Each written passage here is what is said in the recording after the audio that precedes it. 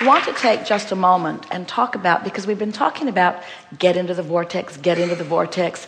Our friend is talking about how well things are going now that he's in the vortex, and really how relatively easy it is to keep it going once he's in the vortex. But what are some things that one might do when they understand that they're not in the vortex? What are some things that you might do that would make it more easy for you to move in the direction of it? How could you get in if you're not in? And we just want to offer you some very soft suggestions. Something that is very helpful is making a decision to give yourself a break by saying something like, I don't have to do anything right now in this moment. It's all right for me to rest or to chill. In other words, to give yourself permission to just go sit on a rock, or just turn and look at the sun, as our friend was saying, or face the bay, but giving yourself permission to just ease up for just a moment. That's really a powerful tool, because what it's saying is, I'm good, I'm worthy, and I'm just going to give myself a break. You think that's a possible thing to do? Another thing that can bring you closer to the proximity of the vortex is to think of someone who it is really easy for you to love. Might be a dog, might be a cat. Often it is a furry friend, because they have loved you unconditionally for a very long time. We don't recommend you try your mother or your husband.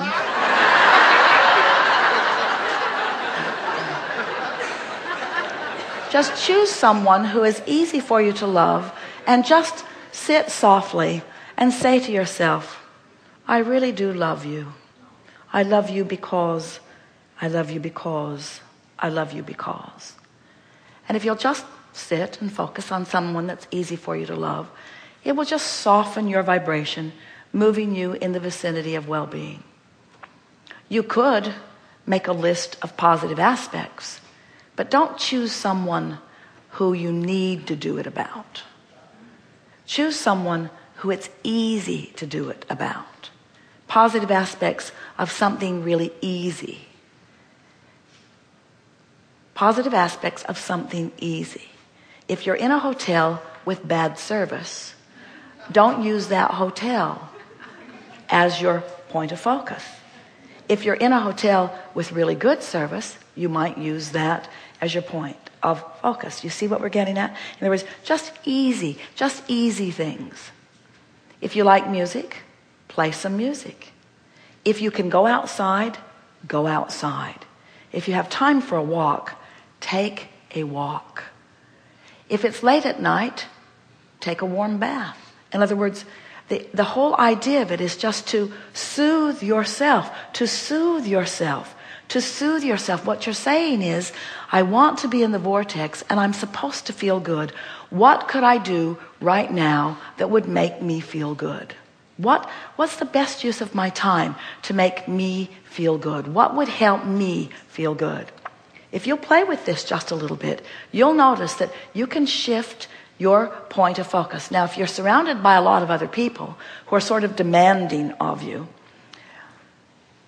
it's not as easy for you to pull yourself away. But they do allow you bathroom time, yes? They do allow you some private time. You could sit in your car for a minute. These are action things. These are action things that you might do that would make you just feel a little more ease right now. There are all kinds of mental things that you could do. But for some reason, the action things give you a little more leverage. If you can find something, what we're really asking you to do is to give yourself more permission than you usually do, to take a moment to just chill and feel good for a moment. Now, friends, this is the most important thing that we want you to hear. If you can chill for as little as 68 seconds, if you can go into a bathroom or into your automobile or into a closet or into a place where there's no one that is bothering you, and you can just ponder someone you love or someone you appreciate or something you appreciate or something that is positive aspects. If you can just maintain that frequency for as little as 68 seconds, you have shifted in the direction of the vortex. And it is our promise to you. Try it. As soon as you walk out into the world, the first person you encounter will be someone who behaves differently than they did before, to give you evidence of the shift in your vibration. And once you've done it with one thing, once you've done it one time, then you can do it repeatedly. Sometimes we know you've been listening to us for a while, and you have been processing these processes avidly, some of you, to the point that you're sort of numb with processes. And as a result of over-processing, you begin to allow yourself what feels like the luxury of enduring more negative emotion. In other words, I know about the vortex, and I can control myself, and I am a deliberate creator. And we just want to say to you, with every bit of love that we have to offer, no, you can't. You cannot ever get so good at being in the vortex that you can just let go of your focus about it. You now know too much. You see, the stakes get higher and higher. The more you know about this vortex, and the more you intend to align with it, the more, anytime you are lackadaisical and not in alignment, the more you feel it. So it really is time for you to make a decision that you are going to do whatever you need to do as you are moving through your day, to come as close as you can possibly come, moment by moment, to the vicinity of the vortex. Something that's really fun. Sit in your office and look around at those that you can see and ask yourself, what do I like most about you? What do I like most about you? What do I like most about you?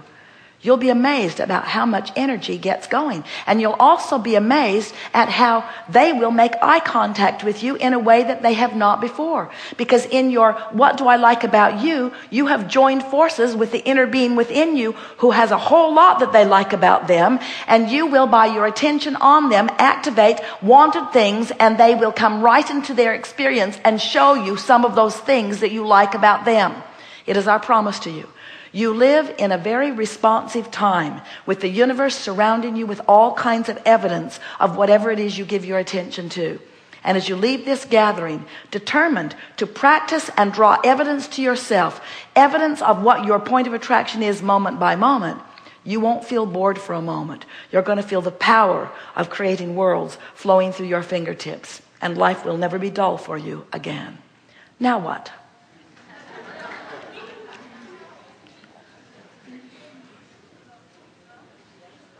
Further back, further forward. You are the one, reluctant one.